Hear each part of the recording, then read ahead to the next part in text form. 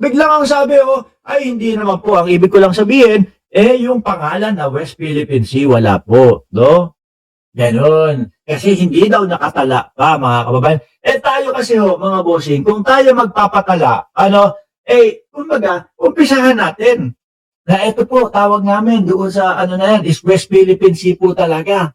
No? Umpisahan natin ang ganon. Kung hindi pa, ano gusto nyong ano gusto ninyong palitan ng pangalan? Yun po yung South China Sea. O bakit nyo papalitan ng pangalan ng yung South China Sea ng yun, kung kayo nga ang tawag nyo South China Sea, tapos bigla nyo papalitan.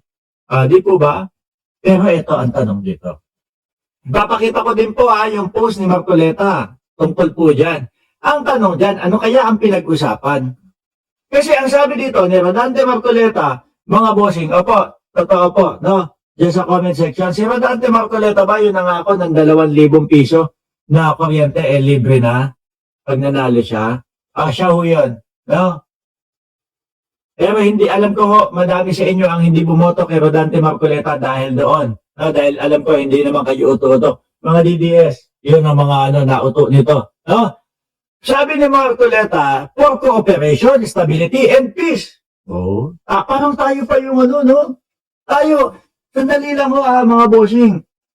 Baka nakakalimutan nila na tayo naman po lagi. Yung pong kampo nila J. Tariela, mga tropa.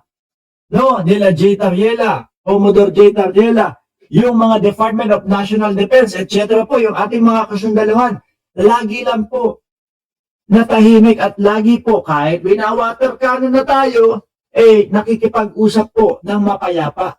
No? Para saan kaya yung cooperation, stability, and peace? Baka naman isinusuko niya na naman ang Pilipinas o ang West Philippine Sea dyan, ha? Kami nagtatanong lang. Kasi kung i-connect po natin dito, mga kababayan, sa litratong nakikita natin, na ipinost. Siya naman mismo ang nag-post niyan. Na ipinost, mga bossing, ni Rodante Marcoleta. Pag kinonect mo yung there is no such as West Philippine Sea, ang mapapaisip po tayo, nako po. Baka ganun na nga ang nangyayari. Baka nabebenta nga tayo. Nagtatanong lang ho. Di ba? Pero sige, balik tayo, basahin nga natin. Senator Rodante Marcoleta outline key priorities aim at improving Philippines-China relations stability, expanding economic cooperation, energy transition, managing maritime dispute, and advancing green and technology-driven investment. In his discussion, Ambassador, in his discussion with the Chinese ambassador to the Philippines, H.E. Jing Xuan, Senator Marcoleta cited China's global leadership in renewable energy and large-scale grid modernization, drawing from China's three gorge experience. The senator expressed interest in adopting similar energy model to lower electricity cost and expand energy access in the Philippines. Siguro, sandali, no? Bakit hindi mo rektahin fokusan talaga yung mismong mo? Bakit parang iba yung focus mo? Yung panahon ng eleksyon, ang tatag, ang tindi ng pagkakasabi niya na 2,000 pababa, libre na. Di ba, Sir J. Timblique? Parang close. Philippine at China government sa post ni Boy 2K. Bakit hindi yun ang abalain? Hindi kaya. Baka ito lang ang abot kaya.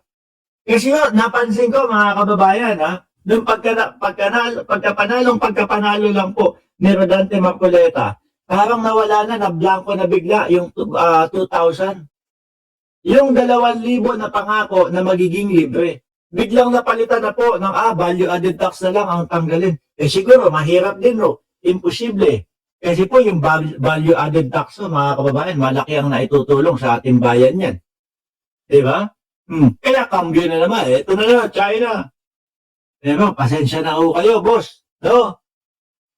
Pagpasensyahan nyo na ako, hindi nyo kami masisisi na isipin namin na kung yung mga pinagkukukulkul nyo dyan sa China, At baka mamaya, related yan doon sa there is no such as West Philippine Sea. Nakakakaba lang ho. No? Nakakakaba yung mga galawan, kilusan, yung mga ganitong mga kilos ho nila. Diba mo, Robin Padilla, yung isa, yung si Robin Padilla naman. Siyempre, kaano din yan, ka-Senator DDS din yan, di ba? Ano naman ang sabi ni Robin Padilla? Parang gustong palabasin, tayo yung laging galit kapag kadating sa usaping China, pagdating po sa West Philippine Sea.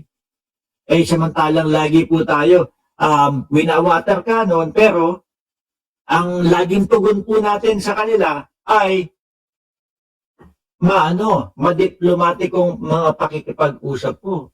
Sabi nung Paulo Saison, na kaibigan ko, pagod to, no? Siguro tumulong to doon sa food para ko United Nations Convention o UNCLOS, no?